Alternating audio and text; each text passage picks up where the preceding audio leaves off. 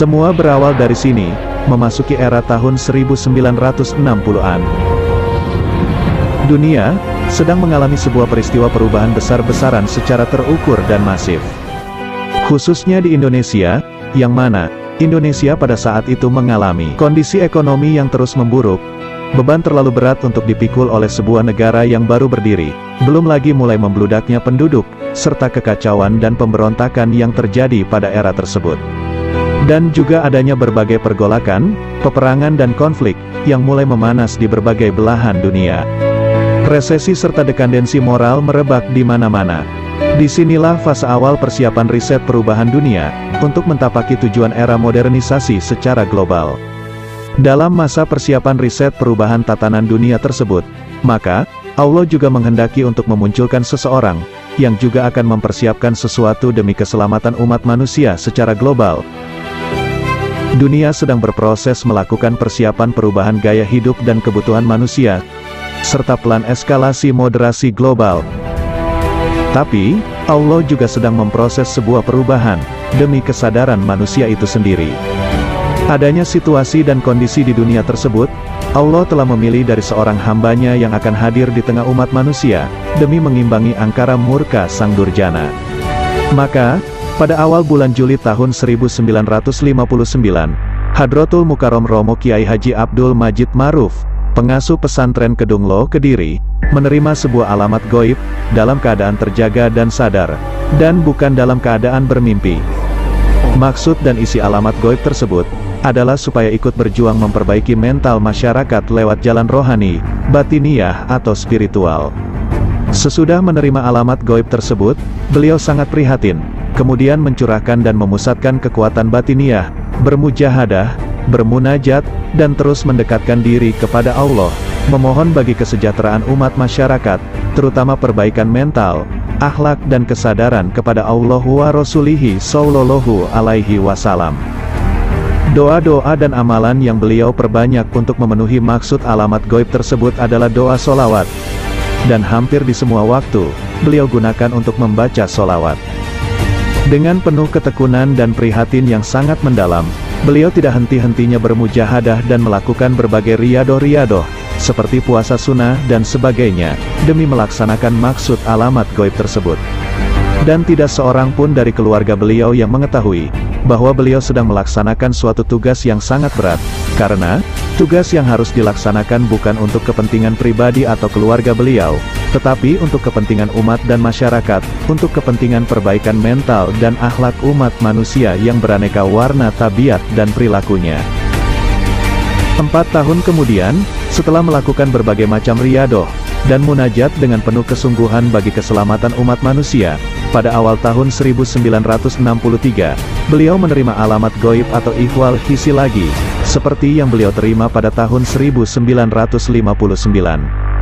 Dan alamat goib yang kedua ini, bersifat peringatan terhadap alamat goib yang pertama, yaitu supaya cepat-cepat ikut berusaha memperbaiki akhlak masyarakat melalui saluran batiniyah atau spiritual rohani. Maka, beliau pun meningkatkan mujahadahnya, bermunajat kepada Allah, hingga kondisi fisik beliau seringkali terganggu atau sakit-sakitan. Namun, hal itu tidak mengurangi semangat beliau dalam bertakorup kepada Allah. Bahkan, beliau terus meningkatkan perjuangan batiniyahnya. Tidak berselang lama dari alamat gaib yang kedua itu, beliau menerima alamat gaib dari Allah untuk yang ketiga kalinya. Alamat gaib yang ketiga ini, sifatnya jauh lebih keras lagi dari alamat yang pertama dan kedua sebelumnya. Berikut, penuturan beliau kala itu. Bahkan, saya diancam kalau tidak cepat-cepat melaksanakan. Karena begitu kerasnya peringatan dan ancaman, badan saya sampai gemetaran sesudah itu. Ancaman dalam alamat gaib tersebut yaitu, jika tidak segera, tidak cepat-cepat melaksanakan perintah dari langit, maka, akan terjadi balak besar dan bencana, yang akan turun melanda dunia, khususnya di negeri Nusantara ini selama 100 tahun ke depan.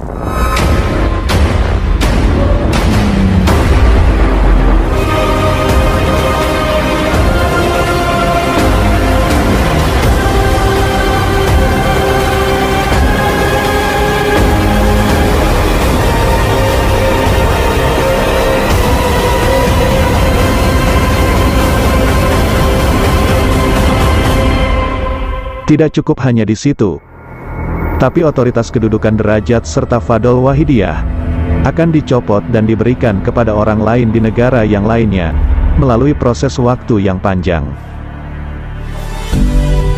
Alhamdulillah, sekali lagi, Alhamdulillah. Berkat karunia dan Rahman Rahim Sang Pencipta, dan berkat kasih sayang serta syafaat dari beliau Rasulullah Shallallahu Alaihi Wasallam, serta berkat kasih sayang, rintihan dan sifat rahmatan lil alamin dari beliau mualif sholawat wahidiyah, maka Allah menunda segala balak yang telah disiapkan demi hamba pilihannya yang telah meminta kesempatan waktu, demi memperjuangi nasib umat manusia, dan seluruh makhluk jamial alamin. Selanjutnya, beliau pun prihatin lagi dan terus meningkatkan riyadoh dan mujahadahnya, beraudensi maksimal untuk memohon kehadirat Allah, dalam situasi batiniyah yang senantiasa bertawajuh, mengarah penuh kepada Allah wa Rasulihi Sallallahu Alaihi Wasallam. Maka dengan izin Allah, beliau akhirnya menyusun suatu doa sholawat.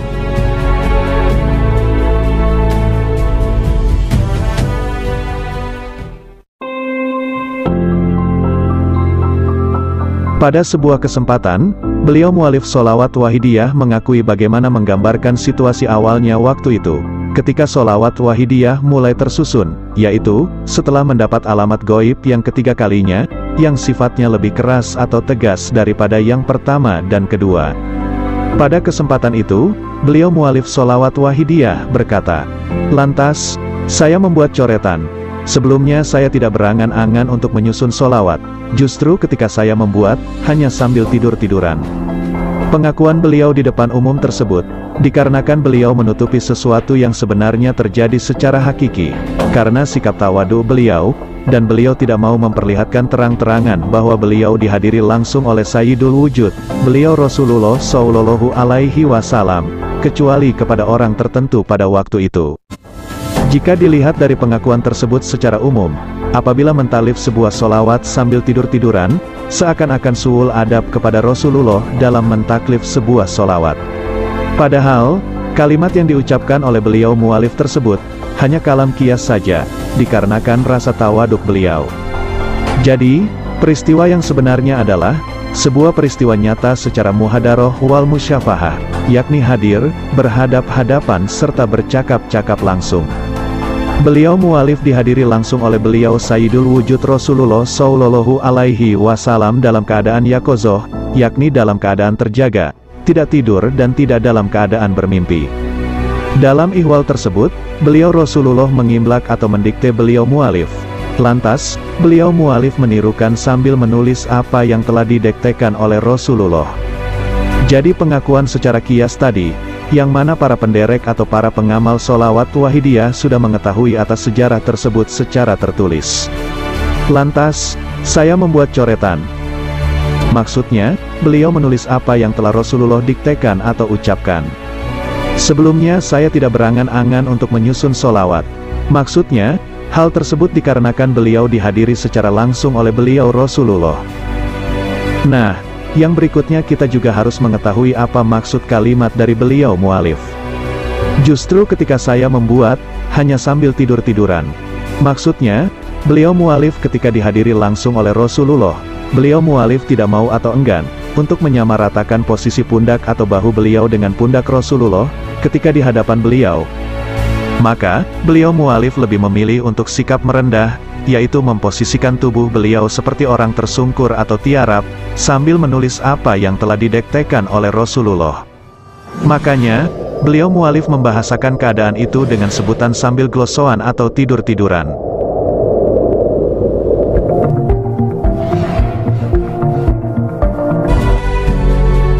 Sejauh itulah keagungan sifat beliau mualif sholawat wahidiyah, sosok tokoh agung yang tidak pernah menampakkan akan kebesarannya, meskipun beliau rela untuk difitnah, dihujat dan dibenci. Tapi, beliau mualif dengan penuh rasa kesabaran dan kasih sayangnya, beliau tetap selalu mendoakan kebaikan atas siapapun.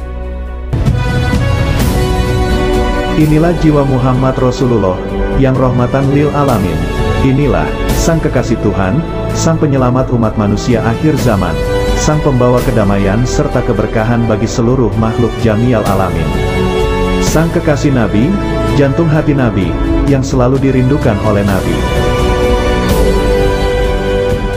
Sesuai hadis Nabi, sungguh, aku rindu dengan kekasihku, yaitu suatu kaum yang datang sepeninggalku.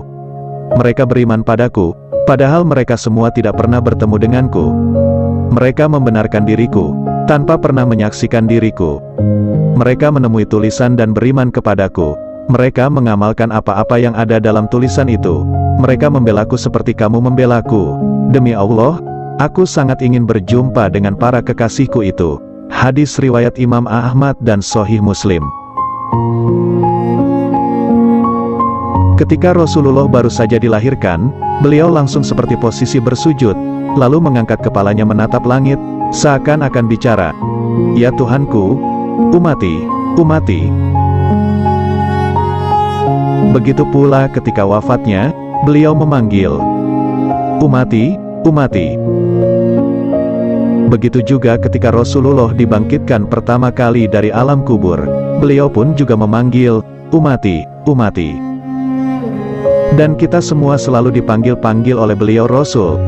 Maka, sudah sepantasnya pula kita harus menjawab atas panggilan beliau, dengan jawaban kalimat nida. Itulah sebuah peristiwa alamat goib yang dialami oleh beliau mu'alif dalam sebuah tugas besar, untuk cepat-cepat mengangkat umat manusia jami'al alamin.